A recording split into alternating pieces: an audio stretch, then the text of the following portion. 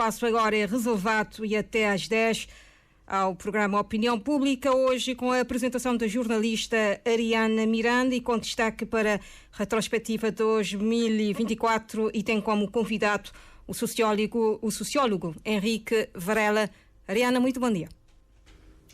Ora viva, muito bom dia, renovados os votos de bom dia para si que está aí do outro lado, ouvinte fiel e assíduo da rádio número 1 no país. Seja bem-vindo à Opinião Pública, a última edição do ano, nesta também última sexta-feira do ano. Foram várias edições que debruçaram sobre diferentes temas que interessam à opinião pública e que marcam o país nos diversos domínios durante este ano. Espaço este que também contou com a sua colaboração, caro amigo. Assim, um grande obrigado em nome de toda a equipa da Rádio de Cabo Verde e um fraterno abraço e já agora festas felizes e que o novo ano traga muitas realizações. E é neste ambiente de festa e na reta final do ano que, em jeito de balanço, propomos uma conversa sobre os principais assuntos que marcaram o nosso país neste 2024. No estúdio da Rádio de Cabo Verde, na cidade da Praia, temos connosco o sociólogo e professor Henrique Varela, a quem cumprimentamos e damos as boas-vindas. Consigo está também a assegurar a técnica desta emissão, Adão Brito, e Ariana Miranda nos microfones. Fique atento deste lado, já sabe que tem a oportunidade de partilhar connosco o seu balanço do ano, os altos e baixos, os ganhos alcançados e falar também das crises que o país enfrentou e, claro, contar-nos o que é de bom é que vai levar para o próximo ano. Cumprimento novamente o sociólogo Henrique Varela, aproveito para agradecer a disponibilidade e perguntava para já como é que o ano correu para si. Muito bom dia, aproveito também para saudar os ouvintes que nos escutam no país e na nossa imensa diáspora e formular votos aos nossos ouvintes de festas felizes e um novo ano de paz, saúde e realizações. Exatamente, e analisando de uma forma genérica, o país atravessou momentos bons e menos bons, nomeadamente a nível da saúde, com a epidemia de dengue, a imigração em massa, sobretudo dos jovens, a reivindicação de várias classes trabalhistas, mas também acontecimentos positivos, como a contemplação de Cabo Verde no quadro do terceiro compacto do Millennium Challenge Account, a participação dos Jogos Olímpicos com a maior delegação de sempre, a celebração do centenário de Amílcar Cabral e vários outros eventos. E como é que avalia este ano que agora finda? Primeiramente, o momento do balanço nos remete para uma característica única e permanente da sociedade, que é a mudança. O que muda, quem muda, porque muda, quando muda. Eis a questão que nós temos que debater. E momento de balanço é sempre um momento de reflexão. Reflexão para melhores ações no ano vindouro, no ano de 2025. É sempre que há expectativas elevadas quando se aproxima de um ano novo. Vai ser um ano que nós iremos comemorar os 50 anos da independência, o ano de 2025. Isso remete para uma profunda reflexão de todos os cabo-verdianos, para verem o que é que de bom nós fizemos até aqui e o que é que precisamos melhorar daqui para frente nos próximos tempos. Vai ser também o ano pré-eleitoral, porque teremos eleições legislativas e presidenciais em 2026. É um ano que vai ser muito movimentado, de muita expectativa por parte dos cabo-verdianos. Aquilo que não correu bem, nós temos que corrigir. Aquilo que correu bem, temos que aperfeiçoar, aprimorar, para andarmos e darmos os passos sempre pela frente, sempre pela positiva. A epidemia de dengue foi, sem dúvidas, um dos eventos marcantes deste ano, neste caso pela negativa. Que lições é que ficam? Olha, os serviços de saúde neste ano de 2024 continuam a ser uma fragilidade, com os próprios parceiros internacionais a pedir melhor planeamento e orçamento, sobretudo ao enfrentar a epidemia de dengue. Essa doença que atingiu 17 mil casos de julho a outubro, com 8 mortes no início de dezembro. É momento de cada um fazer a sua parte, dar a sua contribuição para evitar que essa epidemia volte a repetir no ano de 2025. Os serviços de saúde têm que fazer a sua parte e cada cidadão também, individualmente, deve fazer a sua parte no tocante à prevenção, sobretudo. Já agora, enquanto sociólogo, como é que avalia o comportamento do cabo-verdiano face a estas situações? Anos atrás tivemos a pandemia da Covid-19, agora a epidemia da dengue. Mesmo com as chamadas de atenção das autoridades, como é que o cabo-verdiano continua a comportar perante essas situações? Essas situações levaram o cabo-verdiano a tomar alguma atitude relativamente a alguns valores que nós temos que aprofundar, nomeadamente a tolerância, o respeito, o amor, a solidariedade. E quando há situações do tipo, situações de crise, situações de pandemia, a conjugação do verbo amar deve passar a ser uma obrigação e não opção, porque quem ama cuida do outro. Quem ama, protege o outro. Quem ama, aconselha o outro. E nós, nas situações de crise, precisamos do cuidado, do acompanhamento, do aconselhamento e da proteção. Então, essas situações de fragilidade com a dengue e anteriormente com a Covid-19 são situações que vieram mexer com a atitude do cabo-verdiano. Porque nós temos de tomar alguma atitude. E a única característica, como eu disse, da sociedade é a mudança, mas a mudança começa no interior de cada um. Porque, já dizia um pensador inglês, William James, a grande descoberta da minha geração é que qualquer ser humano pode mudar de vida mudando de atitude. Quando nós mudamos de atitude, mudamos de comportamento. E precisamos exatamente dessa mudança de atitude para que possamos ter a mudança de comportamento pela positiva, juntamente com os outros que nos cercam. Saindo um pouco do setor da saúde, a educação foi um outro setor muito abalado este ano, dado às reivindicações sucessivas do pessoal docente, exigindo melhores condições salariais e marcado também por algumas greves. Que observações é que faz?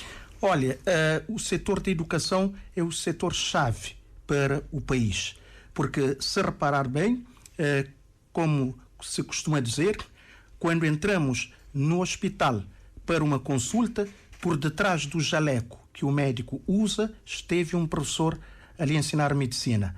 Entrando no tribunal para um julgamento, por detrás da toga que o juiz usa, esteve um professor a lhe ensinar direito. Entrando numa igreja para uma cerimónia religiosa, por detrás da batina que o padre usa, esteve um professor a lhe ensinar teologia. À noite, ao ligarmos a televisão e aqui nesse programa Opinião Pública, por detrás do microfone que a jornalista Ariana Miranda está a usar para fazer essa entrevista, esteve um professor a ensinar jornalismo. Portanto, não se trata de qualquer classe. A classe docente merece toda a atenção, todo o cuidado e as reivindicações devem ser vistas com cuidado, porque o setor da educação é, como eu disse, um setor-chave. Um professor, um lápis e um aluno mudam uma sociedade, transformam uma sociedade. E a sociedade só se transforma com o estudo, com a sabedoria, com o conhecimento, com a pesquisa e com a aprendizagem, que é exatamente as 6 letras que formam o gabinete do professor, que é a escola. Por isso, nas lutas da atualidade, as organizações sindicais dos professores cabo-verdianos foram os que mais enfrentaram o governo contra a proposta de reformulação de carreiras, cujo decreto-lei o Presidente da República acabou por vetar. Então, é necessário que o governo reveja essa situação dos professores, porque é a maior classe profissional do país. E imagine, por exemplo, se os professores resolverem parar por um dia, o país vai ficar paralisado. Então, isso é para reflexão, mas reflexão para ação. Ação energética, célere e rápida. A questão das reivindicações foi transversal a outras classes trabalhistas, nomeadamente no mês de fevereiro as reivindicações partiram do Sindicato dos Transportes, Comunicação e Administração Pública, em representação aos trabalhadores da CV Endlin, por exemplo, que manifestaram contra a privatização da empresa, mas também no mês de maio os sindicatos organizaram uma manifestação no Dia Internacional dos Trabalhadores, com o objetivo de chamar a atenção para vários problemas no setor laboral e reivindicar os seus direitos, com uma greve em diversas partes do país. Como é que analisa este fenómeno que está a afetar várias classes trabalhistas, como já dissemos, e qual é que deverá ser a posição do governo em relação a estas situações? Se há reivindicações no Dia Internacional dos Trabalhadores, isso é um marco significativo. Qual é a mensagem que nos é passada aqui? É uma mensagem de união. União para ação. Quer dizer que os trabalhadores devem juntar-se em arco e agirem em coletivo, em bloco. Porque aquilo que une uma classe trabalhista é maior, é infinitamente maior e é mais importante do que aquilo que eventualmente poderá separar. Quer dizer que os trabalhadores devem todos juntar em arco, tomando essa consciência da necessidade da reivindicação e da união para agirem em coletivo. Agindo em coletivo, isso vai passar alguma mensagem ao governo, uma mensagem de reflexão, uma mensagem de diálogo, uma mensagem de entendimento, esse diálogo, mais o entendimento que levarão à resolução das pendências dos diferentes setores trabalhistas. O que também, consequentemente, terá peso, ou teve peso na economia do país, aliás, também que foi afetado por outros fenómenos, como a imigração, que é uma das causas e consequências da situação que o país atravessa, com baixos salários, falta de empregos e que, apesar dos dados do Ministério das Finanças e do Fomento Empresarial divulgados a 15 de maio, apresentando resultados da conta do primeiro trimestre de 2024, que mostram que houve uma melhoria significativa na execução orçamental, os cabo-verdianos continuam a queixar da falta do poder de compra em relação ao custo de vida. Foi um bom ou um mau ano economicamente? Na economia, nós verificamos um crescimento do turismo acima do esperado, portanto, melhorou as previsões e o Banco Central prevê agora que o PIB poderá subir para 6,1% este ano e 5,6% no ano de 2025. Portanto, as oscilações económicas dependem de vários fatores, alguns fatores externos que nós não controlamos, que não dependem daqui. Então, isso tem que ter algum cuidado, alguma ponderação no tocante a essas subidas e descidas de preços. E consegue prever até onde nós podemos chegar neste ritmo? Segundo as previsões do Banco Central, poderemos chegar a 5,6% em 2025. Mas isso é uma previsão. É uma probabilidade que pode ocorrer ou não. Não temos essa certeza, a depender também dos fatores externos. Aqui importa falarmos do setor agrícola, que é um importante setor na economia do país.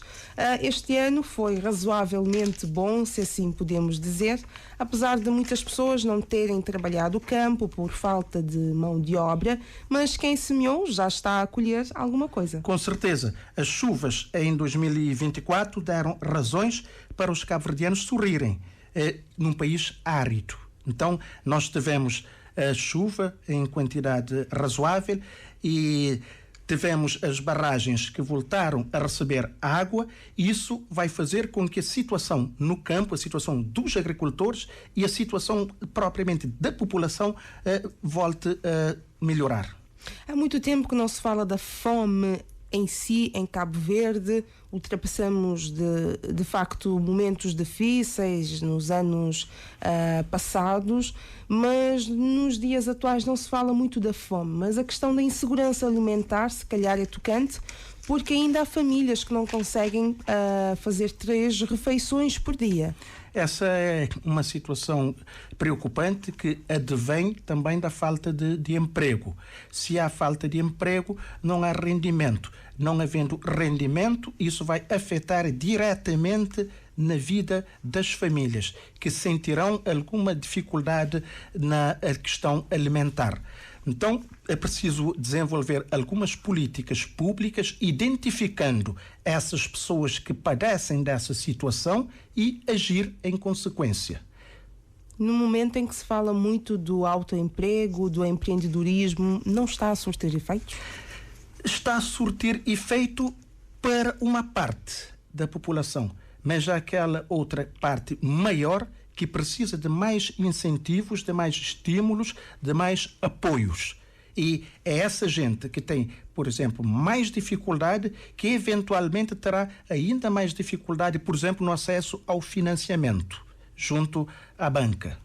Muito bem, professor Henrique, vários assuntos, vários temas que marcaram o país neste 2024, mas nós não poderíamos deixar de comentar a questão da segurança rodoviária, por exemplo. Registramos vários acidentes graves com vítimas mortais a nível do país, portanto, em várias ilhas, e também várias mortes por afogamento. Que recomendações? Isso nos remete para mais cautela, mais prudência nas estradas. Neste caso aqui, no tocante aos acidentes rodoviários. E também mais formação por parte dos condutores, não é? Para evitar situações do tipo no novo ano. A questão do afogamento também é a mesma coisa. Mais cautela, mais cuidado nas praias de mar e respeitando sempre quando há a bandeira vermelha, não é? Porque há muitas vezes situações em que nós não respeitamos, e nas situações, por exemplo, dos desaparecimentos no mar, há sempre recomendações que o Instituto de Meteorologia sempre faz, mas há essa tendência de se desafiar as recomendações das autoridades. Portanto, urge uma maior precaução, maior cuidado e cautela nessa questão. O cabo-verdiano é desafiador? O cabo-verdiano geneticamente tem essa tendência de desafiar a autoridade, de desafiar a ordem. Mas é preciso saber que as leis existem, não para ficarem nas ruas, mas sim para serem cumpridas. E quem não cumprir a lei deve ser submetida a alguma penalização. A nível da política, vários eventos marcaram este 2024, nomeadamente o centenário de Amílcar Cabral, os 50 anos de libertação dos presos políticos no campo de concentração de Tarrafal, mas também outros assuntos menos positivos, como o caso polémico do salário da primeira-dama, e o que está em causa agora é a própria democracia. A Afrosondagem apresentou no passado dia 17 os resultados de um estudo sobre a democracia que revelou que os cabo-verdianos estão a perder a confiança na democracia e nos seus representantes. O que é que poderá estar na base? Essa sondagem que nós vimos, tanto da Afrosondagem, remete para uma reflexão muito séria por parte dos atores políticos. Porque se a confiança nos atores políticos está a diminuir, é porque alguma coisa, alguma ação ou alguma omissão aconteceu. Então é necessário fazer uma reflexão profunda sobre esse resultado que mostra o descrédito, a desconfiança do cabo-verdiano em relação aos seus representantes. A classe política deve melhorar a sua ação juntamente com a população, estar mais perto da população, ouvir a população e levar em conta essas demandas da população e essas reivindicações. E a nível político, no ano de 2024, tivemos a reviravolta política desencadeada pelas eleições autárquicas em Cabo Verde. Portanto, realizamos as 9ª eleições autárquicas em Cabo Verde e um dos eventos que marca o ano de 2024 no arquipélago e cujos efeitos deverão perdurar nos próximos tempos, sobretudo em 2025, que é o ano pré-eleitoral, e 2026, que é o ano da realização das outras duas eleições, as legislativas e as presidenciais. Pela primeira vez em Cabo Verde, o PICV tem agora a maioria das câmaras, tem 15, enquanto que o MPD ficou com 7 câmaras. Esse resultado pode ser reflexo também de algum descontentamento em relação às ações do governo. E o resultado mostra que soou o tiro de partida para as movimentações políticas que vão conduzir às eleições legislativas e presidenciais de 2026. E para já, nestas últimas eleições autárquicas, houve uma elevada taxa de abstenção. O que é que está a motivar ou a não motivar o cabo-verdiano a votar? Se a sondagem mostrou que o cabo-verdiano está descontente, esse descontentamento vai fazer com que aconteça alguma apatia em relação à ida às urnas. E o cabo-verdiano fica com um pé atrás, querendo ir, portanto, às urnas. E há também aqui, nesse ano de 2024, um marco significativo que vai ficar registado. A situação do resultado em São Lourenço dos órgãos. Porque sempre se dizia, na teoria, por um voto se ganha e por um voto se perde. E nós acabamos no dia 1 de dezembro a ver na prática exatamente isso acontecer. É momento dos políticos, sobretudo dos autarcas, darem atenção a todos os eleitores, porque todo mundo conta. E o voto de um é igual ao voto dos outros. Ou seja, o candidato que é, portanto, candidato, o seu voto é tão importante quanto o voto daquele cidadão simples, comum, lá que está nas achadas, nas rebeiras e nos cotelos todos. Então, é preciso atenção a todos. Este ano também foi o ano que deu-se muita atenção à saúde mental. Comemoramos o Setembro Amarelo, se não estou em erro. Enquanto sociólogo, como é que avalia a questão da saúde mental em Cabo Verde? Ainda é um parente pobre dentro do setor da saúde? Infelizmente é. Mas primeiro temos que recordar que a OMS define a saúde como sendo todo o bem-estar físico, mental e psicológico de um indivíduo. Agora, infelizmente, dá-se mais atenção, por exemplo, à saúde física e menos à saúde mental e psicológica. E que é o parente pobre, como acabou de dizer. Porque a doença mental é uma doença igual a qualquer outra doença. Só que, infelizmente, não tem esse tratamento de equidade em relação às outras patologias. Não é à toa que o Ministério da Saúde decretou o ano de 2024 como sendo o ano da saúde mental, para se dar mais atenção à saúde mental. E houve até um fórum internacional sobre a saúde mental, que aconteceu aqui na cidade da Praia. Porque há casos, por exemplo, de depressão, há casos de suicídio, há casos de ansiedade. Tudo isso advém de alguma precariedade relativamente à saúde mental, que é preciso ter mais cuidado, mais atenção e também ter mais cuidado e atenção com os outros, com aqueles que estão à nossa volta, com aqueles que estão ao nosso redor, que eventualmente poderão padecer, por exemplo, de alguma situação de ansiedade, de alguma situação de depressão, para que se encaminhe essa gente aos cuidados de saúde. E como é que a sociedade do cabo-verdiano está a comportar perante esse fenómeno? Nós podemos observar, pelo menos em Santiago Norte, onde é a região onde eu trabalho, há cada vez mais permanência de doentes mentais na via pública. E como é que as pessoas devem comportar perante este fenómeno?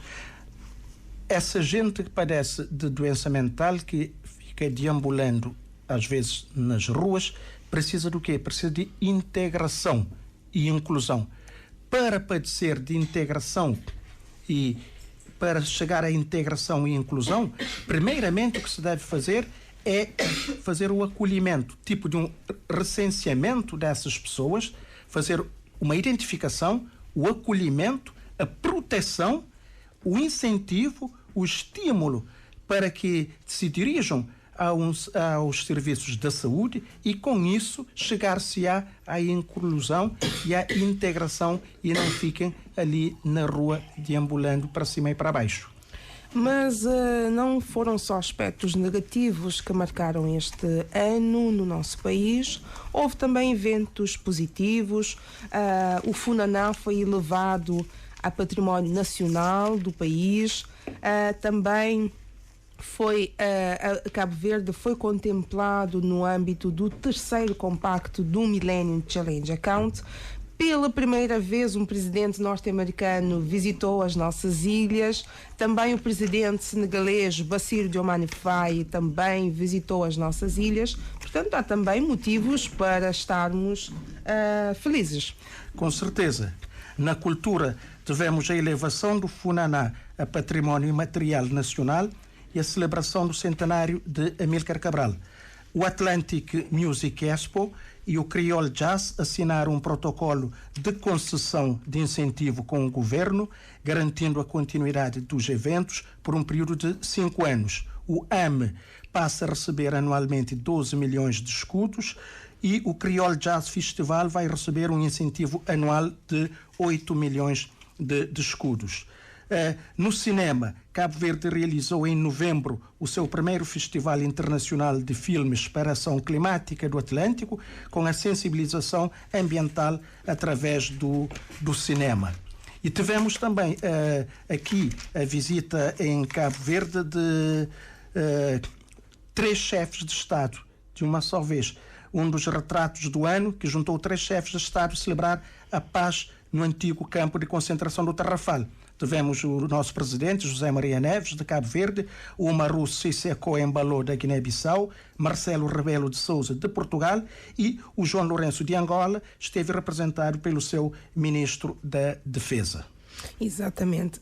Nós também tivemos a maior participação de Cabo Verde nos Jogos Olímpicos de sempre, com uma delegação que integrou atletas em várias modalidades. Ali, David Gomes, pugilista, garantiu o bronze para o país. É também motivo para estarmos contentes. Naturalmente que sim, porque eu destaco aqui no desporto que em agosto o pugilista David Pina fez história ao conquistar o bronze nos Jogos Olímpicos de Paris.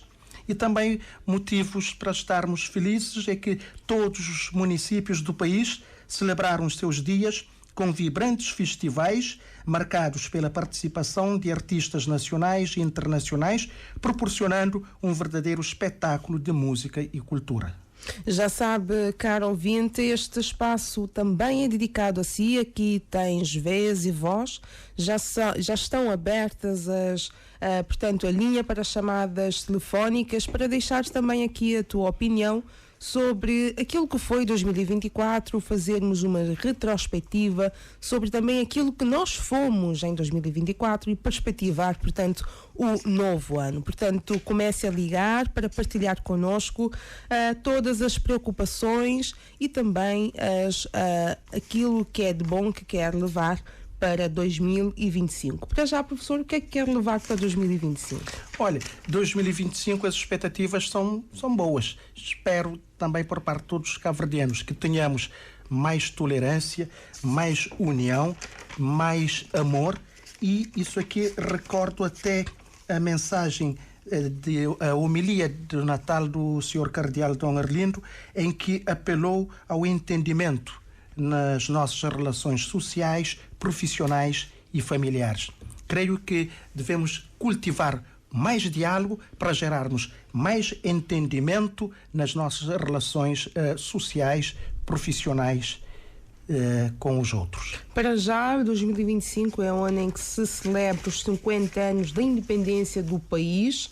Como é que avalia o país neste momento, sabendo que já 50 anos é uma idade bonita, mas também com alguma responsabilidade, toda esta caminhada que o país fez desde a independência? Nós estamos num bom caminho? Meio século é uma data boa, é uma data positiva.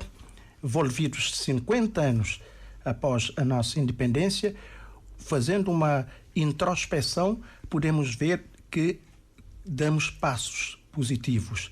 Os sucessivos governos de Cabo Verde, de 1975 até a esta parte, cada um fez aquilo que tinha que fazer. Começamos com a edificação do país, do nosso país, o Estado de Cabo Verde, em 75, com a independência. Depois chegamos à democracia, em 91. Depois, agora estamos na consolidação da democracia, porque ainda precisamos dar mais passos significativos em relação, sobretudo, à nossa democracia, para termos mais diálogo, mais entendimento e mais união. E será que cada um de nós nos está a ser um Cabral? O centenário de Amílcar Cabral foi momento exatamente para essa reflexão, para que cada cabo-verdiano tomasse consciência da habilidade que tem, do talento que tem, e se é que está a colocar essa habilidade, esse talento ao serviço do país. É que cada um tem que fazer a sua parte. O ser cabralista é exatamente isso, é assumir a sua responsabilidade na plenitude, não na parcialidade e não na metade. É cada cabo-verdiano dar 100% da sua habilidade, do seu talento, na frente onde está a exercer o seu labor. Mas no momento em que estamos a ser fustigados pelo fenómeno da imigração em massa, não estaria o cabo-verdiano a ser menos nacionalista ou menos cabralista? Não, a imigração sempre existiu. O cabo-verdiano é um povo aventureiro, não é? Sempre o cabo-verdiano procurou outros ares, procurou outras latitudes e continua a procurar. Porque hoje, se calhar, há mais facilidade, não é? E nós podemos dizer que nós estamos num mundo globalizado. Ou seja, nós não temos, o mundo hoje não tem fronteiras, não é? Nós somos livres para viajarmos, para deslocarmos em todos os rincões do mundo. E tem um detalhe, que o cabo-verdiano sempre viaja, mas sempre tem a expectativa, a esperança de um dia voltar para a sua terra. É um povo que sente esse amor à pátria muito forte. Estamos à espera de si, caro ouvinte. Pode ligar e deixar a sua opinião, fazer uma retrospectiva sobre este ano de 2024 que ora finda e quais são as perspectivas para 2025, um novo ano, um novo começo. E para já agora nesta quadra festiva também, todas as pessoas estão mais agitadas, digamos assim. Que recomendações é que deixa aqui para que tudo passe de forma tranquila? A recomendação é, sobretudo, o diálogo. O diálogo para gerarmos o entendimento e chegarmos à unidade e termos a harmonia social. Então, isso é um bom sinal. Estar em paz com o outro e ver o outro como aquele que nos pode ajudar, que nos pode apoiar. Não ver o outro como aquele que nós temos que fugir, que temos que afastar. Porque essa união, esse diálogo leva à construção de pontes de proximidade. E se não havendo diálogo, vamos construir barreiras, muro. Barreira e muro é para separar, para afastar. E nós não podemos ficar afastados ou separados. Temos de estar juntos, unidos. E para que possamos estar juntos e unidos, é fundamental desenvolvermos a capacidade do diálogo, da tolerância e do entendimento e do respeito para com o outro, aplicando a lógica comportamental dos 3 R's. Respeito por si próprio.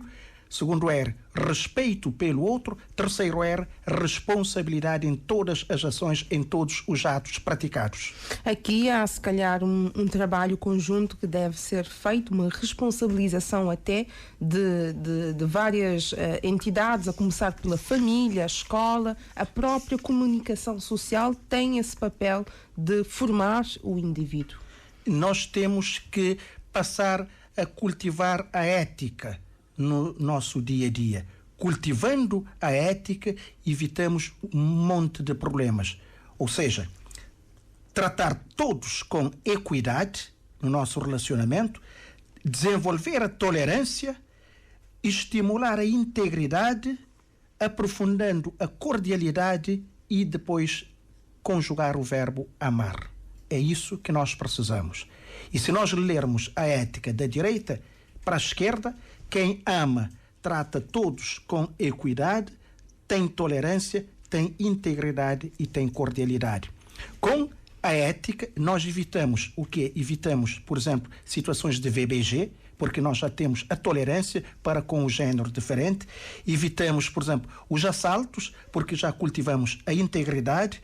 Evitamos os desentendimentos, porque já temos a cordialidade e estamos a conjugar o verbo amar como obrigação e não como opção. E há aquela famosa dica para uma boa sociabilidade. Seja cortês com todos, sociável com muitos, íntimo de poucos, amigo de um, inimigo de nenhum. Assim estaremos a construir a paz. Seremos os construtores da paz. E já agora, como é que avalia o serviço público de informação aqui em Cabo Verde? A rádio de Cabo Verde já vai nos seus 50 anos, a televisão nos seus 40 anos. Como é que avalia este serviço público de informação? O que é que precisa ser melhorado? Eu avalio de forma positiva os serviços de informação aqui em Cabo Verde, quer a rádio nos seus 50 anos, seu centenário, quer a televisão nos 48 anos, aproximando para 50 anos.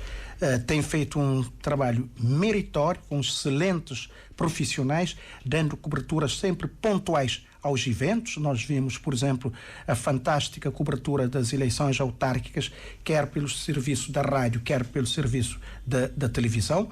O que importa é que os serviços da rádio e da televisão continuem com essa dedicação, com essa excelência em informar e formar a população. Porque a comunicação social tem esse papel, não só de informar, mas quando informa e o telespectador ou o ouvinte, ao receber aquela informação e trabalhar aquela informação, vai convertê-la em formação. Então isso é bom sinal, é um sinal positivo que continue nesse caminho. Acho que já temos um ouvinte em linha, o primeiro ouvinte aqui a ligar para o Espaço Opinião Pública para deixar a sua opinião sobre o que é que foi 2024. Com quem é que temos o prazer de falar? Muito bom dia, daqui de São Vicente fala Miltónio Cruz. Ora, viva, bom dia, seja bem-vindo. O que é que nos diz deste 2024? Bom dia, Sr. jornalista, senhores convidado na Rádio Nacional. Este 2024 foi um bocadinho difícil, né? Cheio de problemas financeiros, não só de guerras e outras coisas mais, né? Nós esperamos que esse 2025 também que é outro cara, outra perspectiva e que alguém tem mais responsabilidade perante a si e os próximos. Não fala ali de vários assuntos que marcam o país nesse 2024. Cos'è que tem de flana que os vários setores ali, cos'è que messi melhor? O que fazer essa ligação que agora é questão de quando se fala na prevenção rodoviária, é um aspecto importante aqui em São Vicente, num troço de estrada que se prevê a asfaltagem de cidade de Caliao. Foi asfaltado cerca de 1 quilómetro de estrada nas vésperas das eleições e aí pararam as obras.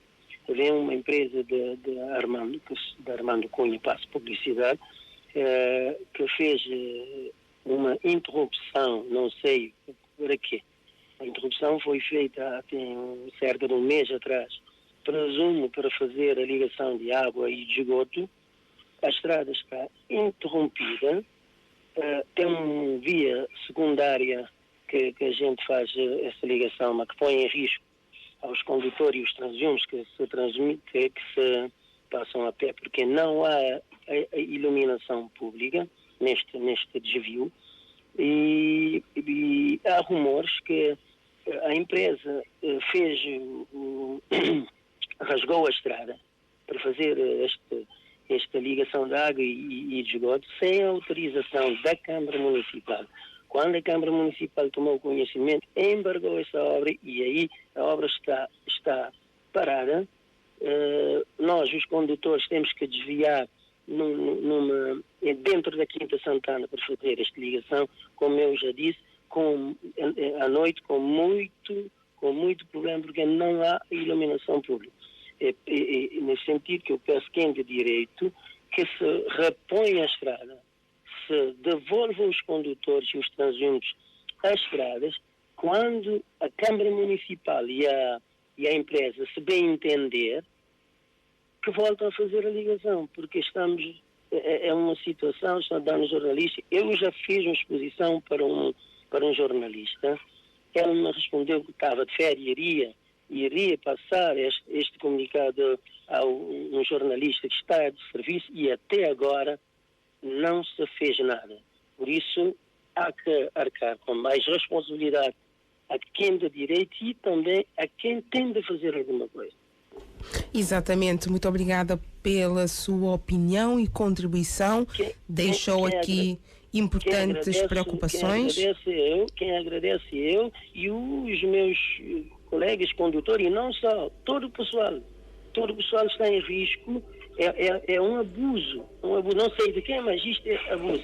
Há mais de um mês que a estrada está interrompida e sem fazer nada. Está na parada. Como é que disse que se chama? Hamiltónio Cruz. Hamiltónio Cruz, a partir de São Vicente, Calhau, não é? Não, da Vila Colar São João. Vila Colar São João. Portanto, preocupações aqui deixadas pelo ouvinte a partir de São Vicente.